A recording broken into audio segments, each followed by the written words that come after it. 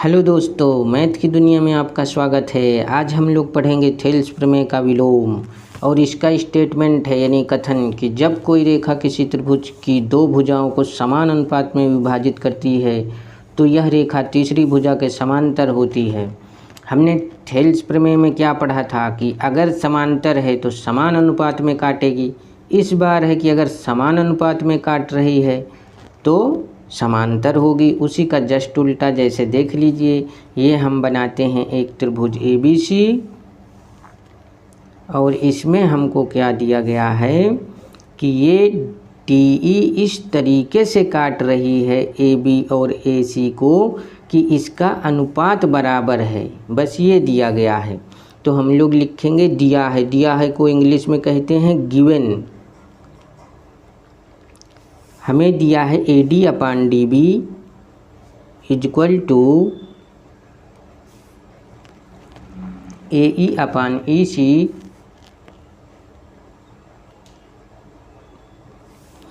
और क्या सिद्ध करना है? सिद्ध करना को कहते हैं इंग्लिश में टू प्रूव, यानी हमें क्या प्रूफ करना है। तो हमें सिद्ध करना है कि DE पैरेलल होगा BC के।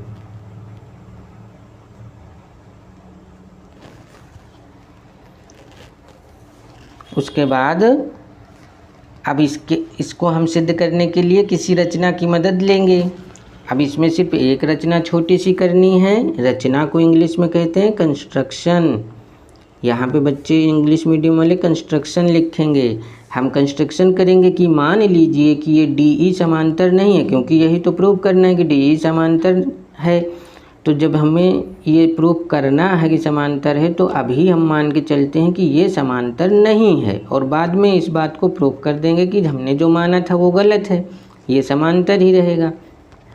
तो हम एक दूसरी अन्य रेखा खींचेंगे, इसका नाम रख देते हैं DF। ये मान लीजिए हमने ये इसके समांतर खींच दिया DF को BC के, तो यहाँ रचना में लिख दिए DF पैरेलल BC। अब हम लोग अपने प्रूफ पे आ जाते हैं। उसको उपपत्ति कहते हैं और इंग्लिश में प्रूफ। इस उपपत्ति की जगह पे इंग्लिश मीडियम वाले बच्चे प्रूफ लिखते हैं।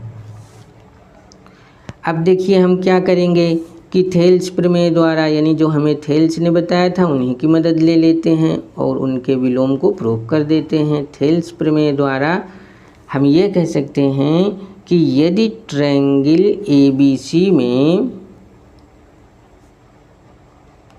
DF पैरेलल है BC के, तो इस वजह से हम क्या लिख सकते हैं? थेल्स ने यही बताया था कि अगर ये समांतर रहेगा तो दोनों तरफ रेशियो सेम होगा, यानी AD/DB। ये AD/DB इक्वल रहेगा AF/FC।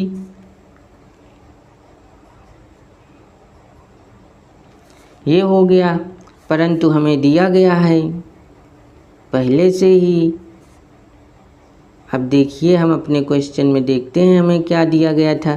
समान अनुपात में काटती हैं, पहले ही दिया गया है, यानी ये जो हम लिख दिए दिया है हमें AD/DB = AE/EC। अब देखिए इसको अगर हम 1 मान लें, इसको 2 मान लें, तो फिर इन दोनों का हम कंपैरिजन करेंगे 1 और 2 का। इधर भी AD/DB, इधर भी AD/DB। इसका मतलब हुआ कि ये दोनों आपस में बराबर हो गए। लिख देंगे देयरफॉर, यानी इसलिए का निशान लगा दीजिए AF = AF/FC = AE/EC। ये प्राप्त हो गया हमें। अब देखिए हम लोग दोनों तरफ 1 ऐड कर दे रहे हैं। क्यों ऐड करेंगे? अपने थ्योरम को प्रूफ करने के लिए। और गणित में इस तरह जहाँ भी ज़रूरत पड़ती है हम लोग कर लेते हैं, क्योंकि आपको हम इधर समझा दें। जैसे मान लीजिए कि 5 = 5, ये सबको पता है। अब अगर हम इसमें +1 कर दें और इस 5 में भी +1 कर दें तो क्या कुछ चेंज हो जाएगा? नहीं चेंज होगा, क्योंकि ये भी 6 बन गया, ये भी 6 बन गया। 5 - 1 कर दें अगर, तो 5 - इधर भी 1 करेंगे तो इधर 4, इधर 4, यानी कि बीच जो इक्वल का साइन लगा है, इस इक्वल के साइन पे कोई असर नहीं पड़ने पड़ता। तो गणित में जब भी कोई भी चीज़ इधर उधर बराबर दिया गया हो तो हम लोग उसमें प्लस माइनस इनटू डिवाइड कुछ भी कर सकते हैं, हमेशा यूज कर लेते हैं। लेकिन जो एक तरफ करेंगे वही चीज़ सेम दूसरी तरफ भी करेंगे तो कभी भी बराबर के निशान पे फ़र्क नहीं पड़ता है। इसीलिए इसमें हम +1 कर लेंगे। और +1 क्यों किया जा रहा है देखिए, अभी इसका भी पता चल जाएगा। अगर हम +1 नहीं करेंगे तो कुछ हमको समस्या हो जाएगी अपना प्रूफ निकालने में। अब इसमें जो है +1 है तो FC एकन्नम FC हो जाएगा, इधर AF प्लस FC एकन्नम FC हो गया और अपॉन FC इक्वल टू उसी तरह इधर AE plus EC एकन्नम EC।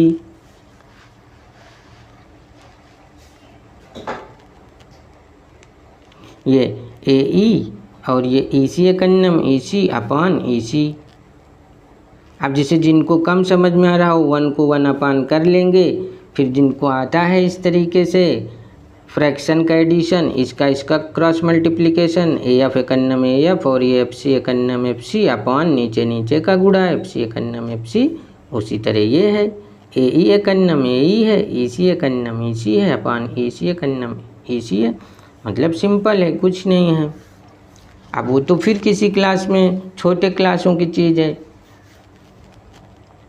AF plus FC को हम जोड़ के देखें क्या आएगा। अब अपने चित्र में देखिए, अगर हम AF और FC को जोड़ दें, AF हमारा इतना पार्ट हुआ और FC यहाँ से लेके यहाँ तक का हो गया, तो इनका एडिशन कितना बन जाएगा, पूरा AC बन जाएगा।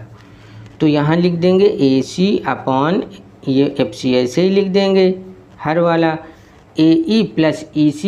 अब अपने चित्र में देख लेते हैं, ये AE और ये EC।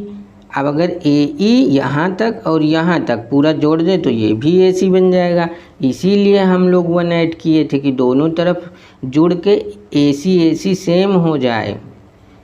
अब AC सेम हो गया तो इससे क्या होगा कि दोनों तरफ है और वो भी दोनों तरफ न्यूमरेटर में है, इसको ऐसे कैंसिल आउट कर सकते हैं। जब ये कैंसिल आउट हो गया, यहाँ 1 1 बचा, तो EC एकन्नम EC FC एकन्नम FC, यानी कि ये हमारा जो है एक हिसाब से FC बराबर EC आ गया। अब FC EC इक्वल आ गया तो अपने चित्र में हम लोग देखेंगे कि ये जो CF और CE बराबर आया, अपने चित्र में आते हैं। अब इसको देखिए, CE और CF बताइए क्या दोनों इक्वल हो सकते हैं? नहीं इक्वल हो सकते, क्योंकि E पहले पढ़ रहा, F बाद में पढ़ रहा। अगर हम C से E तक को नापेंगे तो कम आएगा, C से F तक नापेंगे ज़्यादा आएगा। तो ये CE और CF कब बराबर हो सकते हैं? सिर्फ एक कंडीशन है बराबर होने की कि ये E और F दोनों सेम पॉइंट हो जाएं, यानी नीचे ऊपर हो जाएं। इसको हिंदी में संपाती और इंग्लिश में कोइंसाइड बोलते हैं, कि ये दोनों कोइंसाइड पॉइंट हो जाएं, संपाती बिंदु हो जाएं। देखिए, मान लीजिए इसे F को उठा के हम इस पे रख दिए, या इस E को उठा के इस पे रख दिए। अगर इस E को उठा के इस पे रख देंगे तो ये हम चाहे CE बोलें और चाहे CF बोलें, तब फिर दोनों इक्वल रहेंगे। तो इसका मतलब ये हुआ कि यही DF लाइन जो है यही DE लाइन होनी चाहिए, यानी इसी के ऊपर जब हम F भी कर दिए E भी कर दिए तभी तो यहाँ से CE और CF बराबर भी हो जाएगा, और ये जो DF लाइन है यही हमारा DE लाइन भी हो जाएगा। तो अब हम प्रूफ में यहाँ नीचे लिखते हैं, FC इक्वल EC हमारा आ ही चुका है, तो लिखेंगे यह संभव नहीं है जब तक कि, यह संभव नहीं है जब तक कि E और F संपाती ना हों। संपाती को बता दिए, इंग्लिश मीडियम वाले कोइंसाइड लिखेंगे, संपाती ना हों। इसलिए अब देखिए हमने रचना में क्या किया था, रचना देखते हैं अपनी। रचना में हमने DF को पैरेलल BC बोला था कि DF जो है पैरेलल है BC के।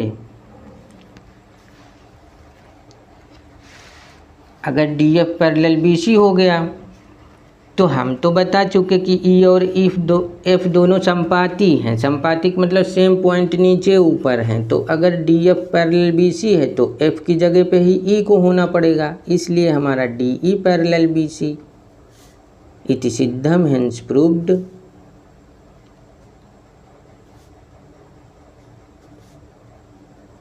ये बिल्कुल आसान था बच्चों, इसमें कुछ भी कठिन नहीं है। अब देखिए हम लोग आपको इसमें ये बता देते हैं कि जो हम थेल्स थ्योरम पढ़े थे कल, क्योंकि अब आगे एक्सरसाइज आने वाली है, तो एक्सरसाइज को हम लोग बड़ी आसानी से सॉल्व करने के लिए क्या करेंगे कि आपको थोड़ा सा बता दे रहे हैं कि क्या हो सकता है इसमें। बहुत बढ़िया चीज़ है ये। जैसे मान लीजिए ए बी सी और ये डी ई समांतर इसके दिया है बी सी के, तो हम थेल्स प्रमेय के अनुसार अब चाहे A D upon D B लिखें, चाहे ए ई अपान ई सी लिखें, चाहे ए डी अपान पूरा ए बी लिख दें, मतलब ए डी अपान ए बी और इधर ए ई अपान पूरा ए सी। बस हमें ये ध्यान देना है कि जिस टेक्निक से हम इधर लिखे हैं वही सेम टेक्निक से इधर लिखेंगे। जैसे हमने ऊपर का इतना लिया फिर पूरा ले लिया, तो इधर का भी इतना ही लीजिए और फिर पूरा ले लीजिए। उसी तरह आप चाहें तो नीचे से सिर्फ इतना ले लीजिए और फिर पूरा ले लीजिए, यानी कि ये बी ए टोटल मान लीजिए ये बी ए लिख दिए, अपन बी डी लिख दीजिए इतना। तो उसी तरह इधर भी लिखना है, हम इधर पूरा बी ए लिए हैं तो इधर पूरा सी ए ले लेंगे अपन सी ई। ये इस टाइप से हम लोग लिख सकते हैं, ये भी थेल्स प्रमेय ही कहलाएगा। इससे हम लोगों की एक्सरसाइज बड़ी आसानी से जल्दी सॉल्व हो जाएगी। और बच्चों जैसे कोई अगर आपको समस्या लग रही हो पढ़ाने में, हम जो पढ़ा रहे हैं, तो आप लोग कमेंट में कुछ भी कमेंट लिख सकते हैं कि क्या सही है क्या नहीं है क्या, और आप इसमें सुधार कीजिए, कैसे लिखिए या पहले से लिख के रखिए बाद में समझाइए, जैसा भी हो उचित आप लोग बताइएगा। धन्यवाद दोस्तों।